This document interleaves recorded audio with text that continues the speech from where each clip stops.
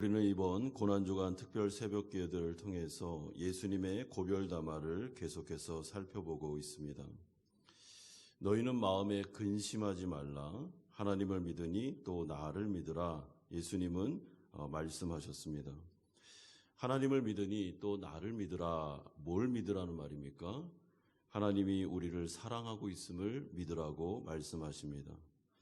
복음을 듣고 예수님의 사랑이 확증됐음을 믿으라고 말씀합니다. 그러므로 이 고난주간에 우리가 해야 될 일은 그리스도의 십자가 앞으로 나아가서 십자가 앞에 무릎 꿇고 십자가가 나에게 하는 말을 들어야 됩니다. 여러분, 십자가에 못 박히신 예수 그리스도께서 우리에게 계속해서 들려주시는 메시지가 무엇입니까? 나는 너희를 사랑한다는 아가페, 책임져 주겠다는 하나님의 놀라우신 위로의 말씀입니다. 그러므로 고난주간에 십자가 앞에서 복음을 듣고 그 십자가 앞에 머물러 하나님의 사랑이 내 마음에 믿겨질 때까지, 받아들여질 때까지 하나님은 나를 위하시며 하나님의 마음에는 나밖에 없으며 성도들을 향한 하나님의 사랑은 확증되었으며 책임져 주실 것이고 선한 목자 되신 하나님은 우리에게 가장 좋은 것을 주시는 분이시다. 고난과 어려움도 나를 해치려고, 나를 죽이려고 오는 게 아니고 고난과 어려움을 허락하신 이유는 나를 사랑하셨고 위하시기 때문에 그것을 통해서 합력해서 선을 이루기 위함이다. 라는 하나님의 사랑이 내 마음속에서 확증될 때까지, 믿겨질 때까지 그 십자가 앞에 서서 복음을 들으셔야 됩니다. 그러므로 마음에 근심하지 마라. 인간이 무너지는 것은 상황과 환경이 어려워서가 아니라 마음이 무너지기 때문임을 아셨기 때문에 계속해서 근심하지 않아도 되는 이유에 대해서 예수님은 계속 너무 많이 길게 설명을 해주고 계십니다. 오늘 우리가 첫 번째로 살펴볼 내용은 제자들이 근심하지 않아도 되는 이유가 너희를 고아와 같이 버려두지 않을 것이기 때문이라고 15절에서 21절까지 말씀합니다. 예수님은 제자들을 떠난다고 하셨습니다. 이 부분에 대해 제자들이 너무나도 많은 근심을 가지고 있었습니다. 예수님이 떠난다고? 그럼 우리는 어떻게 되는 거야?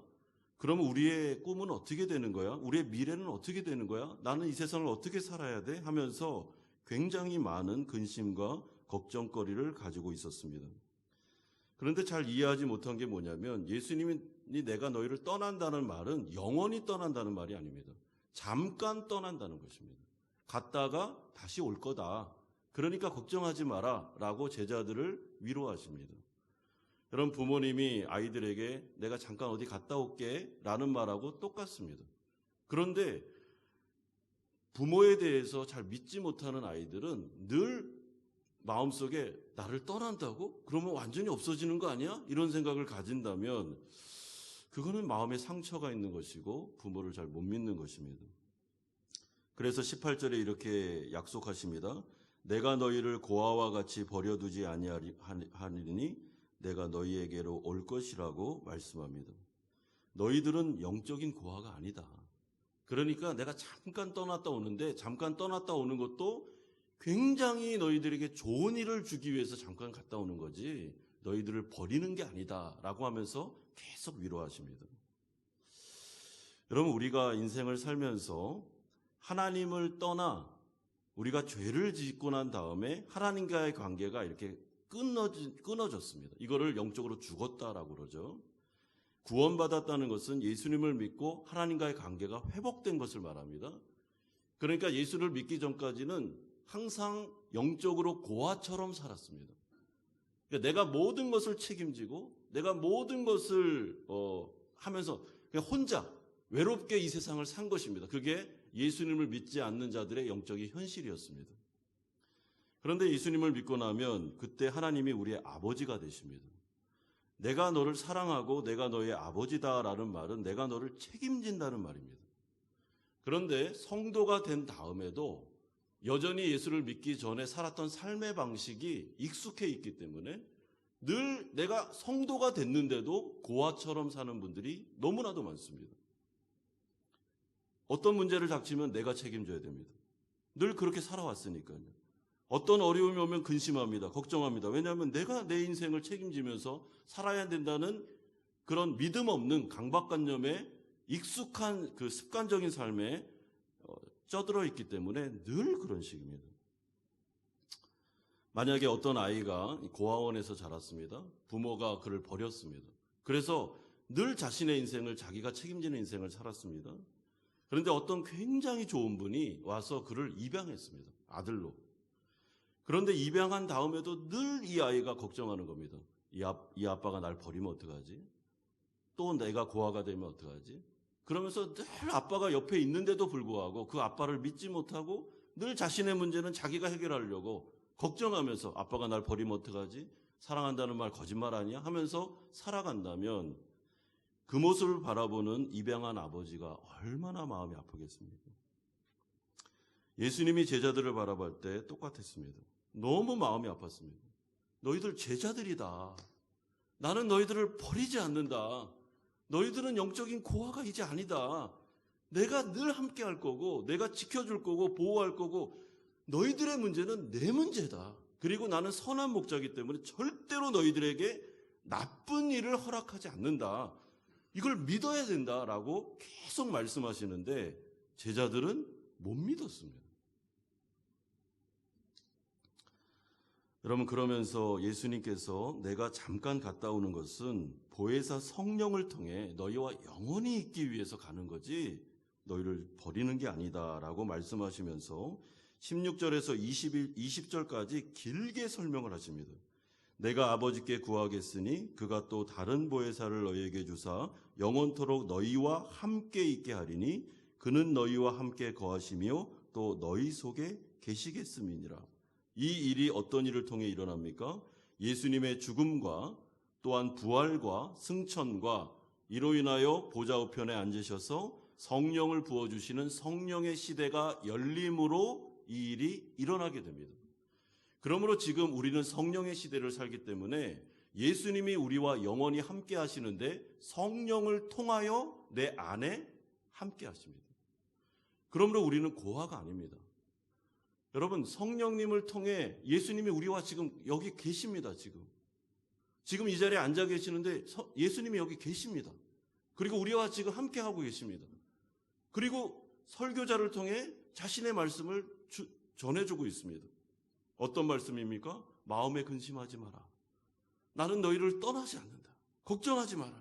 성령을 통해 영원히 함께 하실 것이다. 특별히 고난과 어려움이 올 때는 내가 더 큰 은혜를 부어줄 거니까 고아처럼 자꾸만 떨면서 걱정하면서 하나님 날 버리면 어떡해? 나는 이러다가 세상에서 망하면 어떡해?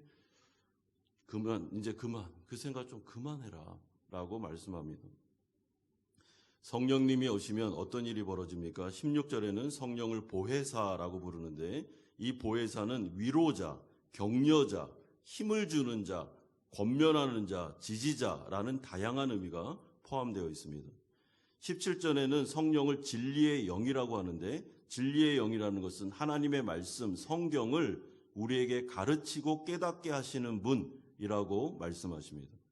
그러므로 예수님은 성령을 통해서 성도들과 함께 하시는데 어떤 일을 하냐면 하나님의 말씀을 듣거나 말씀을 읽거나 성경 공부를 할 때 아니면 어떤 분들은 필사를 하고 아니면 성경 암송을 할 때 그 말씀을 통해서 우리를 위로하시고 우리를 격려하시고 붙잡아 주시면서 자꾸만 믿음이 생길 수 있도록 역사하시는 분이 성령님이십니다.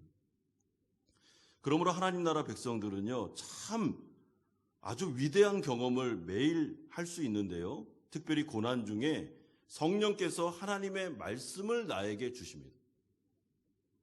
내 마음속에 말씀이 깨닫게 하십니다. 때로는 설교를 듣는데 그 말씀이 나의 말씀으로 들립니다.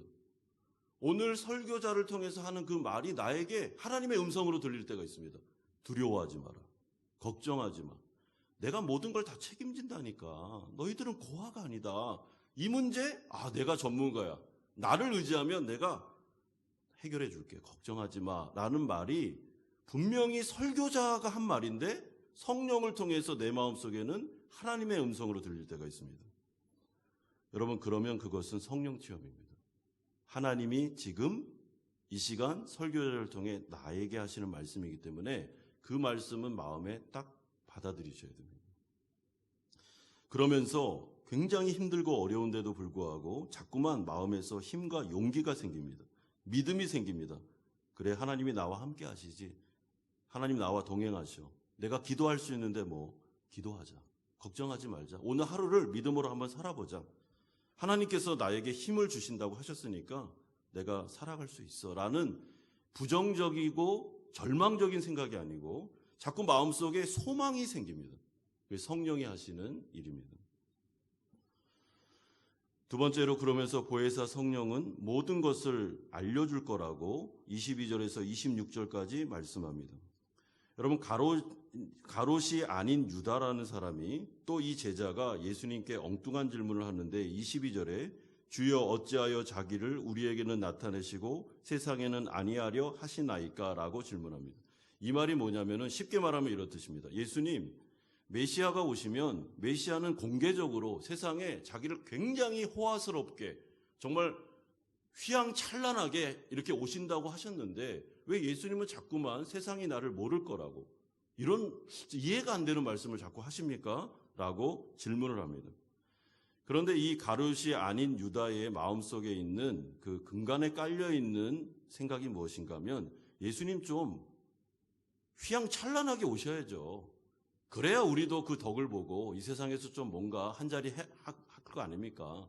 우리가 예수님 따라온 게 그 목적인데요. 라고 하면서 또 엉뚱한 말을 계속 주님이 예수님의 십자가를 쭉 얘기했음에도 불구하고 또 자신의 야망과 자신의 꿈을 이야기하고 있습니다. 그런데 이러한 제자들의 무지에 대해서 예수님은 오늘은 책망하지 않습니다. 그냥 그것을 그대로 받아들이고 한 번 더 강조하십니다. 여러분 26절 보십시오. 보혜사 곧 아버지께서 내 이름으로 보내실 성령, 그가 너희에게 모든 것을 가르치고 내가 너희에게 말한 모든 것을 생각나게 하리라. 여러분, 제자들은 지금 예수님의 말씀을 이해를 못하고 있습니다. 이 말씀이 뭔지 아무리 몇 번씩이나 10번 이상 얘기를 해도 못 알아듣습니다. 이해를 못합니다. 왜냐하면 자기 문제에 꽉 지금 완전히 갇혀있기 때문에 그 문제에 사로잡혀 있기 때문에 아무리 말씀을 해도 말씀이 안 들립니다. 이해도 안 되고요. 그러나 주님께서 하시는 말씀이 그들을 책망하지 않고 얘들아, 그러나 말씀을 계속 들어라. 그러면 나중에 보혜사 성령이 오시면 너희들이 지금 이해도 못하고 받아들일 수도 없는 말씀이지만 그 말씀이 깨닫게 하실 날이 올 거다. 그리고 그 말씀이 그때 역사할 거니까 지금은 그냥 이해가 안 돼도 그냥 들어라.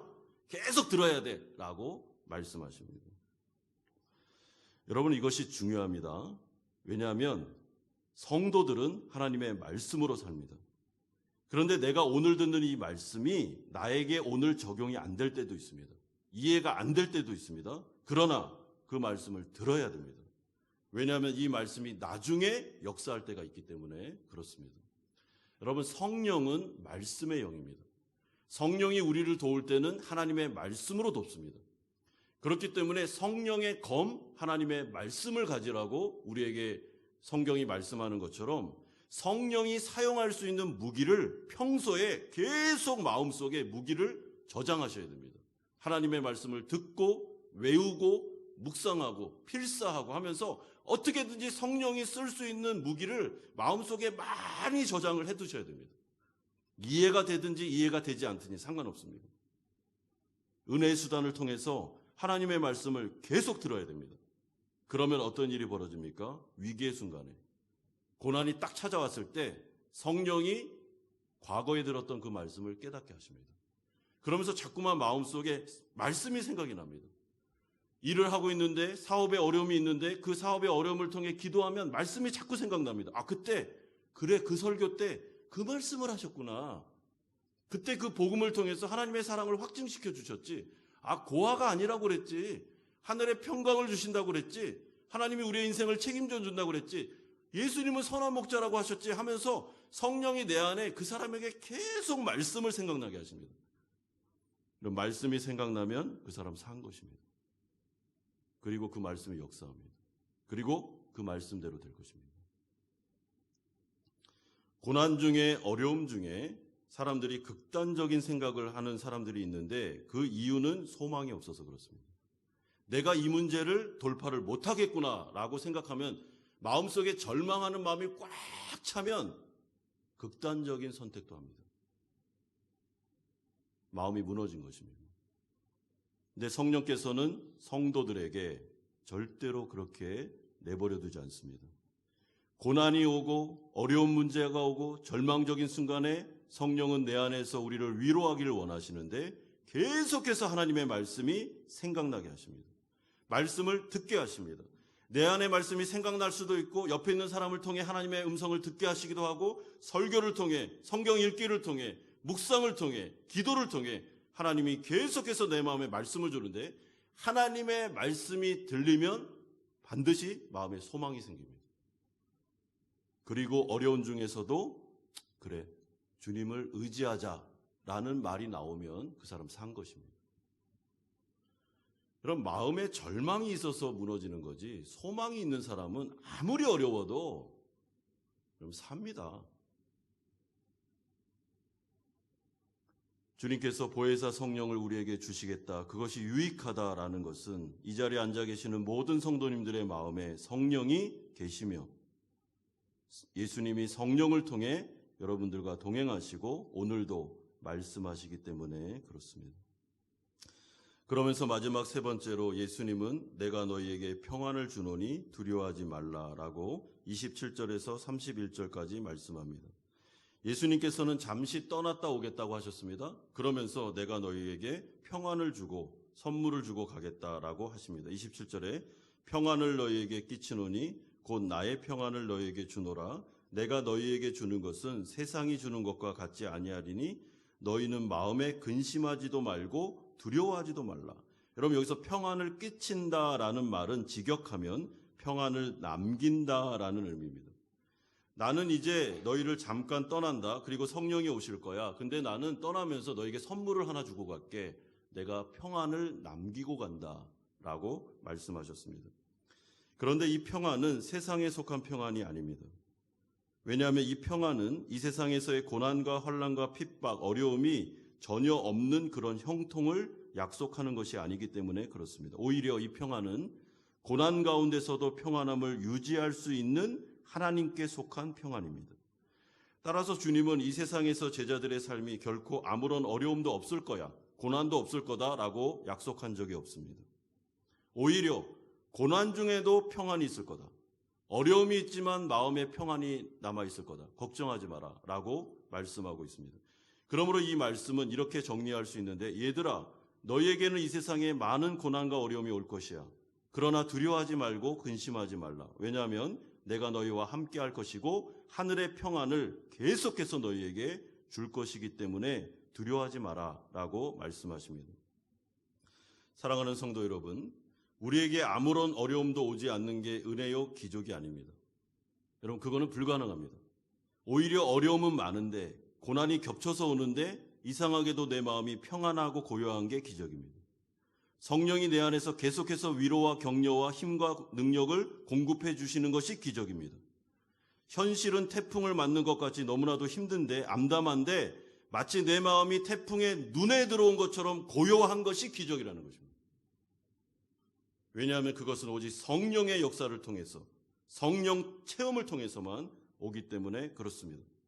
그래서 이 자리에 앉아 계시는 성도님 중에 내가 정말 내 상황은 어렵고 고난이 많은데 미래가 불투명한데 내 힘으로 감당할 수 없는 문제가 계속해서 연거푸 오고 있는데도 불구하고 마음속에 평안이 있다면 성령 체험입니다. 그 하나님께서 하시는 것입니다. 이상하게 마음이 평안해요. 이상하게 소망이 자꾸 생겨요. 성령이 하신 것입니다. 그런 다음에 주님은 마지막으로 28절에 아버지 하나님의 크심을 강조하면서 오늘 말씀을 마무리하고 있습니다. 여러분 하나님 아버지는 나보다 크다라는 말씀은 하나님은 인간이 아니시며 차원이 다른 분이다라는 뜻을 내포하고 있습니다. 여러분 하나님은 우리와 차원이 다른 분입니다. 자꾸만 하나님을 인간적으로 생각하시면 안 됩니다. 이분은 전지전능하신 분이십니다. 말씀 한마디로 천지를 창조하신 분이십니다. 말씀 한마디로 죽은 나사로를 살리신 분이십니다. 전능하신 분이십니다. 크신 분이십니다. 그러면 우리가 믿어야 될 대상은 내 자신의 능력과 힘이 아닙니다. 그건 너무나도 연약한 것입니다. 내가 믿어야 하는 것은 하나님의 크심입니다. 크심. 하나님의 전지전능하심입니다. 그분이 나의 아버지고 그분이 나의 인생을 책임진다는 것을 믿는 것입니다. 그러므로 나에게 근심되고 걱정되고 어려운 미래와 모든 문제를 능히 감당하실 수 있는, 능히 이루실 수 있는 그분을 믿고 그분께 맡기면 하나님은 나의 인생 가운데 나를 선한 길로 반드시 인도해 주십니다. 그분이 나의 전 인생을 주관하고 계십니다. 모든 것들을 설계하고 계십니다. 그리고 인도하고 계십니다. 구름 기둥과 불 기둥으로 나를 보호하고 계십니다. 그러니까 두려워하지 말라고 계속해서 강조하는 것입니다. 얘들아, 두려워하지 마라. 고아가 아니야. 내가 함께한다. 나는 크신 분이다. 내가 모든 것들을 주관하고 있어. 그러니까 지금 이 고난도 유익할 거야. 여기에서 너희들이 믿음을 갖게 될 거고 믿음이 강해질 거고 하나님을 더 의지하게 될 것이며, 만약에 죄가 있다면 그걸 회개하게 될 것이며, 인생을 진짜 아름답게 보람되게 살 수 있도록 내가 해줄 거야. 하나님의 나라와 그의 의를 위해서 이제는 살지, 너희들의 욕심을 위해서 살지 않도록 내가 이제 교정시켜주는 거니까 두려워하지 말고 나 의지하고 한번 가보자 라고 말씀하십니다. 사랑하는 성도 여러분, 그러니 크신 하나님을 믿으십시오. 고아가 아니라는 것을 마음속에 계속 새내기십시오. 아버지가 계시고 그분은 선한 목자 되시며 전능하신 분이시고 나를 사랑하셔서 독생자를 죽기까지 내버려 주실 정도로 나를 사랑하시며 절대로 나를 버리지 않고 이제는 끝까지 성령을 통해 나와 동행하시되 나의 모든 인생을 주관하심으로 합력하여 선을 이루는 쪽으로 데려가시는 완벽한 선한 목자이심을 믿으셔야 됩니다. 그리고 오늘 이 새벽에는 뭘 기도하셔야 됩니까? 평안을 달라고 기도하십시오. 이 세상에 없는 하늘에 속한 평안을 저에게 주십시오. 내 인생은 지금, 내 현재는 지금 태풍과 같이 어렵지만 태풍에 눈에 들어와 있는 것 같은 하늘의 평강을 저에게 주십시오. 그리고 제가 오늘 하루를 믿음으로 살겠습니다. 주님, 믿습니다. 저와 동행하여 주십시오 하고 기도하셔야 됩니다. 이런 은혜가 있기를 주 예수 그리스도의 이름으로 축원드립니다.